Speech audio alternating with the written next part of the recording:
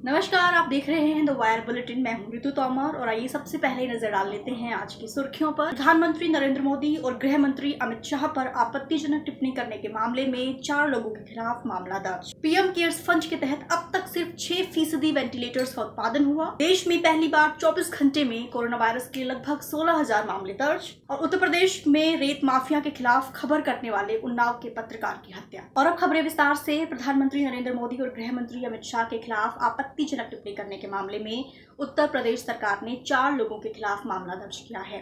फिरोजाबाद से भाजपा नेता सत्येंद्र गुप्ता की शिकायत के आधार पर यह मामला दर्ज किया गया है। भाजपा नेता ने अपनी शिकायत में कहा है कि एक व्हाट्सएप ग्रुप पर प्रधानमंत्री और गृह मंत्री के बारे में बेहद आपत्तिजनक टिप्पणियां की जा रही है, जिनसे लोगों की भावनाएं आहत हो सकती हैं।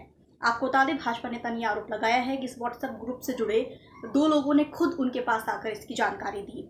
ये पोस्ट कथित तौर पर ऑर्डिनेंस फैक्ट्री हजरतगंज नाम के व्हाट्सएप ग्रुप के जरिए किए जा रहे थे, ऐसा आरोप है। और इस ग्रुप के जो 2 लोग थे जिन्होंने सूचनाएं जो है वो भाजपा नेता को दी, उनके खिलाफ भी पुलिस ने आईटी एक्ट के तहत मामला दर्ज किया है। और अब तक पुलिस का कहना है कि इस मामले में 4 लोगों के खिलाफ मामला दर्ज हो चुका है। और अब अगली खबर। पीएम केयर्स फंड के तहत कुल 50,000 स्वदेशी वेंटिलेटर्स के उत्पादन का लक्ष्य रखा गया था, लेकिन अभी तक सिर्फ 6% वेंटिलेटर्स का ही उत्पादन किया जा चुका है।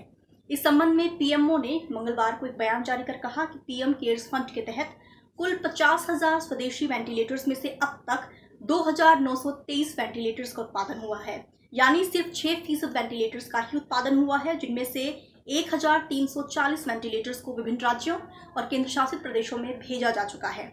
इस संबंध में यह भी कहा गया कि जिन राज्यों में इन वेंटिलेटर्स की डिलीवरी की गई है वो राज्य दरअसल महाराष्ट्र, दिल्ली, गुजरात, बिहार, कर्नाटक और राजस्थान है।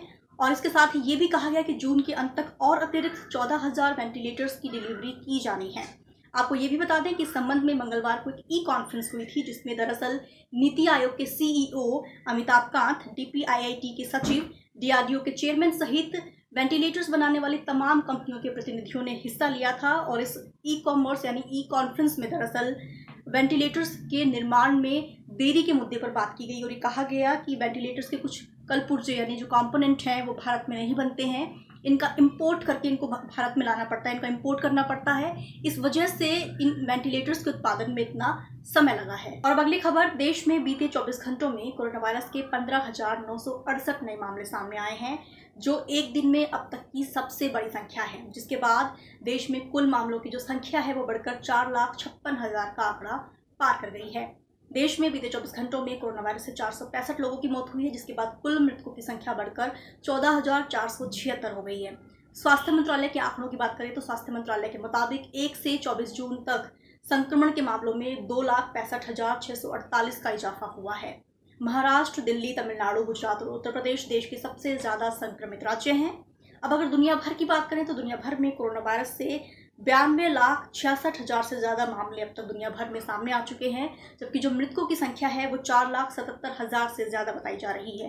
अमेरिका की बात करें तो पहले अमेरिका में कोरोना वायरस से अब तक 1,21,000 से ज्यादा लोग दम तोड़ चुके हैं, जबकि वहां पर कोरोना के मामले 23 लाख से ज्यादा बताए जा रहे हैं। ब्राजील की बात करें तो ब्राजील में कोरोना वायरस के जो मामले हैं वो 11 लाख का आंकड़ा पार कर चुके हैं और वहां पर मृतकों की संख्या 52,000 से ज्यादा बताई जा रही है। रशिया की बात करें तो रशिया में मामले 5 लाख से ज्यादा है और यहाँ पर मृतकों की संख्या 8,000 से ज्यादा बताई जा रही है। ब्रिटेन में भी यह आंकड़ा 3 लाख को पार कर चुका है, जबकि मृतकों की संख्या ब्रिटेन में 43,000 से ज्यादा है। स्पेन की बात करें तो स्पेन में कोरोना वायरस के 2 लाख से ज्यादा मामले दर्ज हो चुके हैं, जबकि वहां पर जो मृतकों की संख्या है वो 28,325 बताई जा रही है। जबकि अब बात करें इटली की तो इटली में कोरोना वायरस से अब तक 34,000 से ज्यादा लोग दम तोड़ चुके। और अब बुलेटिन की आखिरी खबर। उत्तर प्रदेश के उन्नाव जिले में कानपुर के एक पत्रकार की गोली मारकर हत्या कर दी गई। पत्रकार शुभम मणि त्रिपाठी कानपुर के कंपू मेल अखबार में काम करते थे। आरोप है कि उनकी हत्या के पीछे क्षेत्र में सक्रिय रेत माफिया और भू माफिया का हाथ है। 16 जून को शुभम मणि त्रिपाठी अपने दोस्त के साथ मोटरसाइकिल से घर लौट रहे थे कि तभी रास्ते में अज्ञात हमलावरों ने उनकी गोली मारकर हत्या कर दी।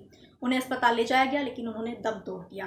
आपको बता दें कि शुभम मणि त्रिपाठी ने दरअसल 14 जून को फेसबुक पोस्ट में लिखा था कि उनकी एक रिपोर्ट की वजह से भूमाफिया के अवैध निर्माण को गिरा दिया गया है, जिसकी वजह से क्षेत्र में सक्रिय भूमाफिया उनसे गुस्से में थे।